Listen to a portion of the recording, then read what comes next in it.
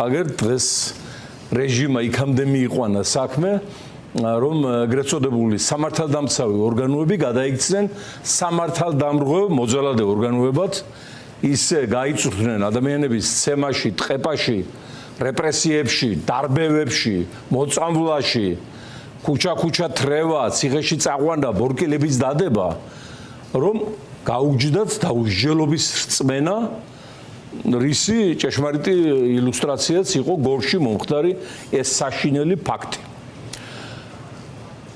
თუ გავიხსენებთ ისტორიულ პრეცედენტებს, ყველა რეჟიმი, რა თქმა უნდა, რეპრესიებს ატარებდა სამართალდამცავი პოლიციური სასამართლო ორგანოების მეშვეობით, მაგრამ რაც გამოკვეთილი ფაქტია, თვითონვე უსწორდებოდა მათ, თვითონვე არ უყვარდა და ცილებდა თავიდან, რადგან მერე მათ უჩნდებოდათ ამბიციები, რომ აი შენ ჩემით ბატონობ, ჩემი სისხლით, ჩემი დაუნდობლობით, ჩემი ძალადობით და ამიტომ პრეფერენციები მეტი და მეტი მინდა. სწორედ ამიტომ ახლა შევასრულარ წავიდეთ საბჭოთა სინამდვილიდან ყველა უშიშროების და ძალოვანის მინისტრი. ეჟოვი, იაგოდა, ლავრენტი ბერია, აბაკუმოვი, ყველა დაიხვრიდა.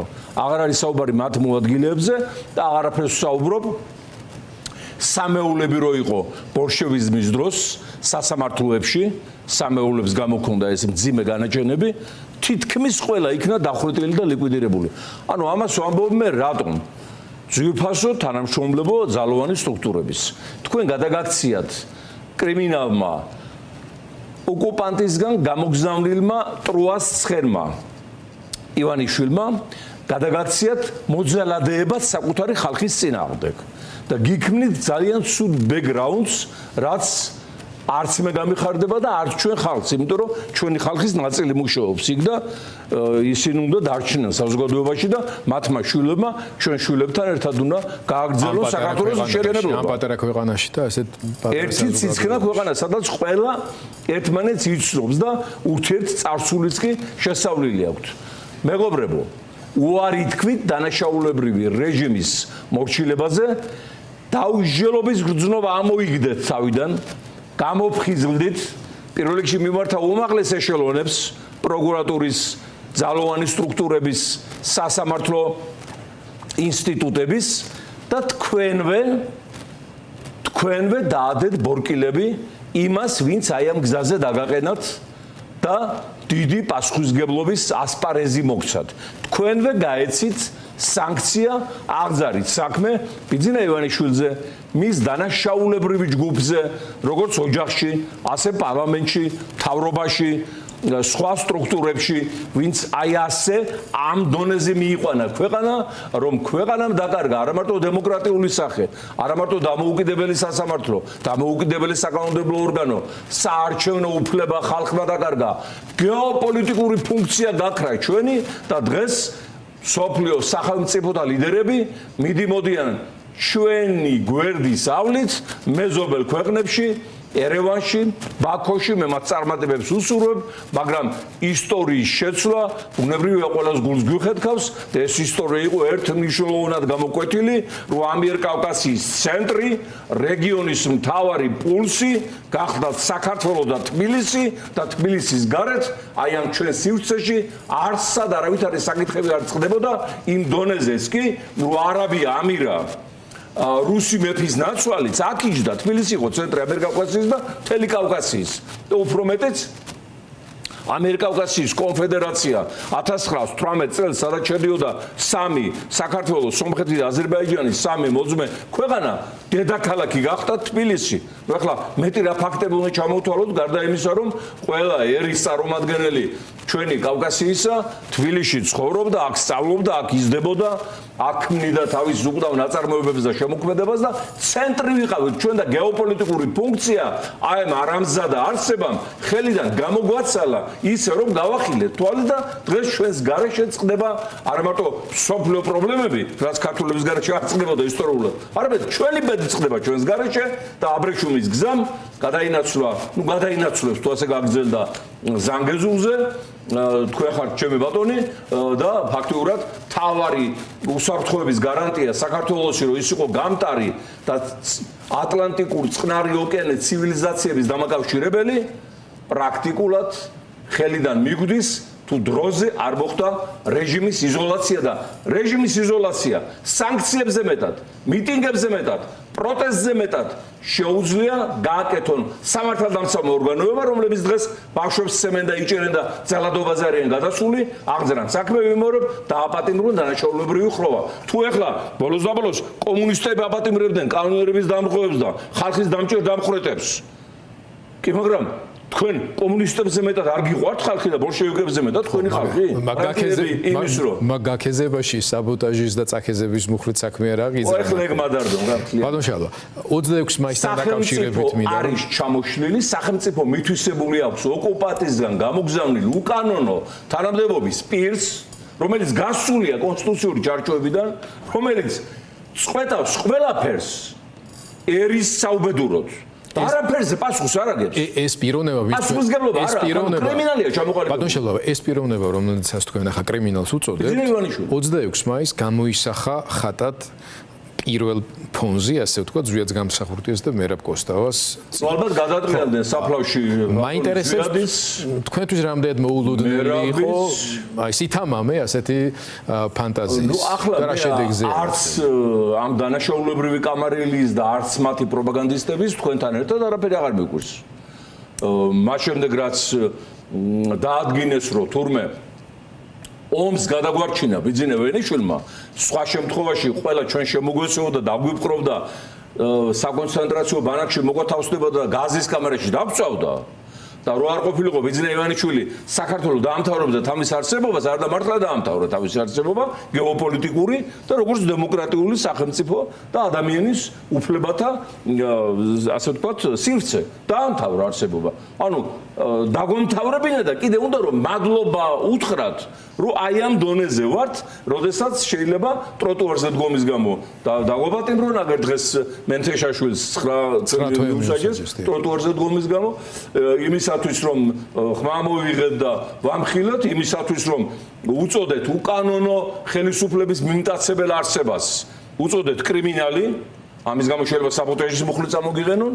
და მოკლედ არის ეხლა უკვე შექმნილი ის ვითარება, როდესაც ყველამ უნდა ხმა ავიმაღლოთ, არა მარტო ჩვენ მოქალაქეებმა, არამედ ოფიციალურმა პირებმა, ვინც წყვეტს პროცესუალურ საკანონმდებლო საკითხებს და გასცეს სანქცია უკანონო ხელისუფლების მიმტაცებელი ივანიშვილის დაპატიმრებაზე. სხვა შემთხვევაში, მეგობრებო, ეს სანქცია გაიცემა, მაგრამ ის გაიცემა თქვენს გარეშე უნივერსალური იურისდიქციის პრინციპებიდან გამომდინარე, რაც უკვე გადაწყვეტილია უთოს საბოლოო დასკვნით აპრილის მექანიზმს გულისხმობს. ეს სანქცია შეიძლება უკვე ახლა გაცემულია, თქვა დეტროიტის სასამართლოს მიერ, პოლონეთის სასამართლოს მიერ, უბრალოდ როცა გავლენ იქ აეროპორტების საერთაშორისო, მაშინ დაიჭერენ და მე გაიგებენ. ან საპოლიციო ოპერაცია რო ჩატარდება აქ.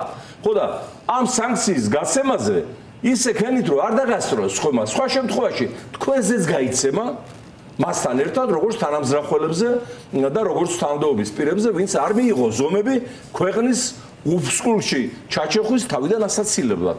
ეს არის ელემენტარული საერთაშორისო სამართლებრივი და შიდა სამართლებრივი პრინციპი. ბატონ შალვა, საერთაშორისო სამართალსაც შეეხეთ და გეოპოლიტიკაზე ისაუბრეთ და ძალიან საინტერესო დინამიკა გვაქვს სახეზე სამხრეთ კავკასიაში. მაბატონო, ბატონო გიორგი, მაგას ვამბობდი ზუსტად თქვენ წინა შეკითხვის აზრს ვავითარებ რა. ესე იგი, ასეთი დონის კრიმინალი არ მოუწია მსოფლიო პოლიტიკისა და მაფიის ისტორიას. მთელი ქვეყანა დაიპყრო, ხელში ჩაიგდო, დამპყრობელს მიუტანა ზვარაკად მიართვა, ჩვენი გეოპოლიტიკური ფუნქცია ყველაფერი აბსოლუტურად ომში მისი მოკავშირე გახდა და პლუს ამას გავრცელებული ხმები რომ თურმე ივანიშვილის ბიზნესი არ აინტერესებს და ფულის კეთება არ აინტერესებს საქართველოში, გაგრძელდა იმით რომ მილიარდები იშოვა. სოფლიოში აღიარებული კრიპტო მაინინგ კომპანიების შექმნა, რომელთა სამი წარმომადგენელი დაასანქცია ახლა ბრიტანეთმა. მთელი ცემენტის წარმოება ჩაიგდო ხელში და შეუდგა ესების და არაბებისათვის კორპუსების აშენებას, რომ მისი ცემენტი გაიყიდოს რაც შეიძლება მეტი და ეხლა ამაზე გამახსენდა ჯერიხოის სპეციალური კანონი მიაღებინა პარლამენტად წოდებულ ამ კრიმინალთა რუსები რო იყვნენ ზბორიშეს სპეციალური კანონი და გაანთავისუფლებინა თავი გადასახად ისაგან რომ შემოქონდა ხელოვნების ნიმუშები გადასამალად რომ სანქციებში არ მოხვედრილიყო და 600 მილიონი დოლარი დამალა ბიუჯეტში და არ გადაიხადა მაშინ როცა 6 ლარი თულა გადასახდელი წყალს გითიშავენ და შუქს გითიშავენ ხო და რა დღეშია ხალხი იხოცება და ვერ უყიდიათ ერთი კონა მწვანილი და სულ ახალი ამბავი ექსკლუზივის წესით რამდენიმე ხნის უკან დედოფლის წყაროში დაითრია ამ სიტყვის პირდაპირ გაგებით კირქვის საბადო რომლის გარეშე ცემენტი არ მზადდება იცით რამდენად 2 მილიონ დოლარად არ გადაუხდია არც ერთი ცენტი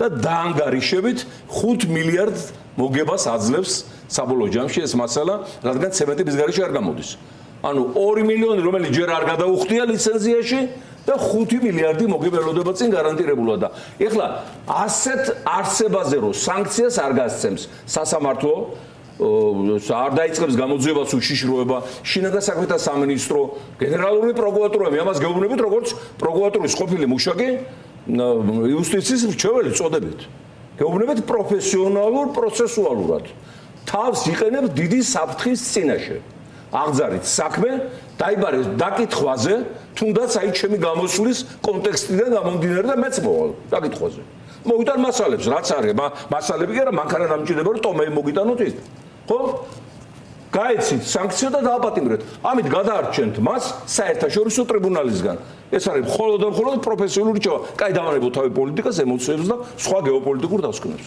სამწუხაროდ გეოპოლიტიკისა და პოლიტიკის მიღმა ეს სამართლებრივი თემები არ დაიძრობა საქართველოში და დაუბრუნდები იმ კითხვას რომელსაც ძალიან გეოპოლიტიკაზე ვარ შეეხეთ ხო შეერთებული შტატების სპეციალური დელეგაცია იმყოფებოდა რამდენიმე დღის განმავლობაში შეხვდნენ ნაწილს პოლიტიკური პარტიების საპატრიარქოში იყვნენ ალბათ რაღაც სპეციფიურ ჯგუფებს მაგალითად მედიის წარმომადგენლებს სპეციალურად არ შეხვედრიან რაც შეერთებული შტატების საზოგადოებთან ურთიერთობების ტრადიციისთვის ცოტა არადამახასიათებელია მაგრამ ნუ სპეციფიური ჯგუფია იქ ანაკლის თემა შეისწავლეს მანამდე და ასე შემდეგ მაგრამ ამის პარალელურად ჩვენ ნახეთ თუნდაც იმავე 26 მაისს პროტოკოლური მოლოცვები საქართველოსთვის რუბიოსი და განსაკუთრებით პრეზიდენტ ტრამპის სადაც ქართველ ხალხს ულოცავენ მაგრამ იქ ხაზგასმით არის ნათქვამი რომ ეს წელი არის შესაძლებლობა მნიშვნელოვანი გარდატეხი საქართველოსთვის ოღონდ ფაშინიანთან მიმართვაში მკაფიოდ არის ჩამოყალიბებული როგორც მიღწეული შედეგები ასევე ტრამპის სურვილი სამხრეთ კავკასიაში მშვიდობის უზრუნველყოფის გარანტია იყოს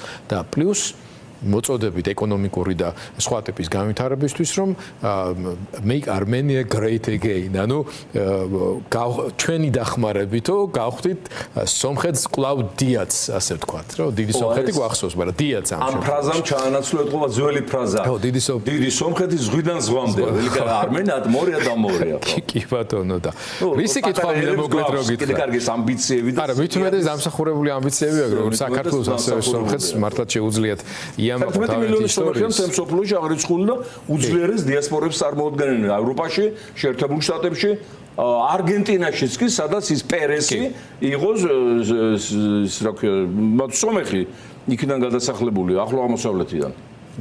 კილიკიდან. საინტერესოა ბატონო შალვა, მაგრამ აი მე მაინტერესებს თქვენ როგორც პოლიტიკოსი როგორ ხედავთ ახლა ამ პროცესს.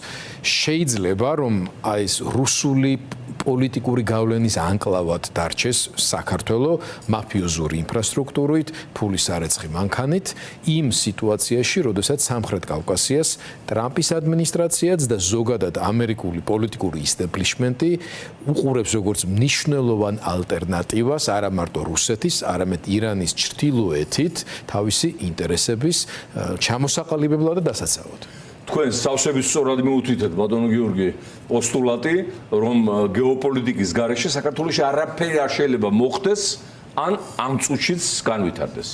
ჩვენ ვართ რა თქმა უნდა ამ გეოპოლიტიკის განუყრელი ნაწილი, მithumedes პატარა ქვეყანა, ნაკლები სტრატეგიული შესაძლებლობებით, თუმცა დიდი ატომური ქვეყნებიც გეოპოლიტიკაზე არიან გამობმული ძალიან ძლიერად და ძალიან მაგრად.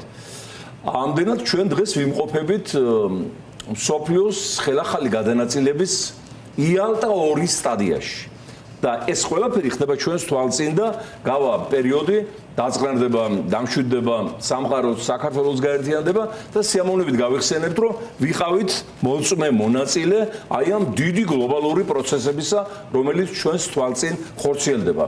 აგერ ახლა ამას წინათ გაიმართა ტრამპის ვიზიტი პეკინში, რომელმაც დააფიქსირა დედამიწაზე ახალი პოლიტიკური რეალობა.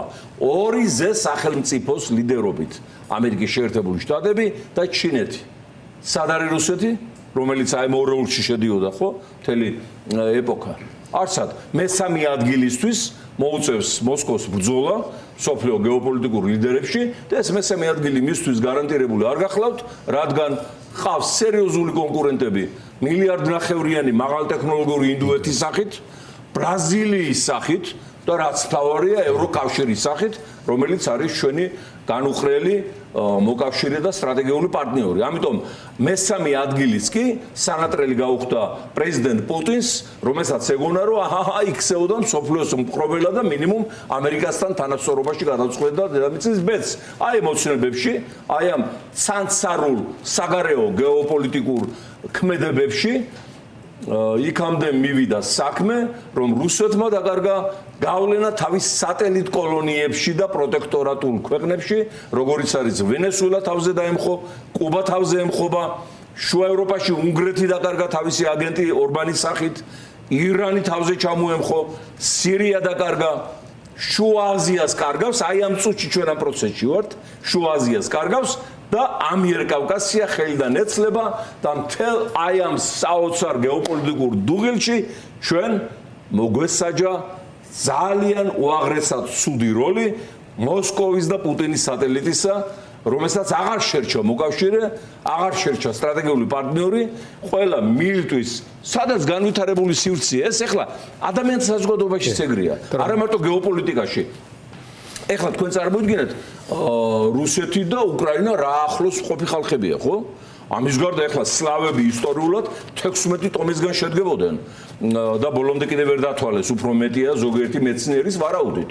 თქვენ ხართ ჩემი ბატონი და ამ 16 ტომიდან არავის არ უნდა რუსებთან. არც ლატვიელებს, არც ლიტველებს, არც პოლონელებს, არც ჩეხებს, არც სლოვაკებს, არც სლოვენებს, არც სერბებს, არც ბულგარებს, არც უკრაინელებს, არც ბელორუსებს, უბრალოდ ის ბატკა აბალანსებს რაღაცას. არავის არ უნდა, იმიტომ რომ განვითარებას იქით ხედავენ და სადაც განვითარება იქ უნდა წახვიდე. ყველა გარბის ეხლა ზის სინათლისაგენ გვირაბის ბოლოს. და ჩვენ ვრჩებით აი ამ ჯურღმულში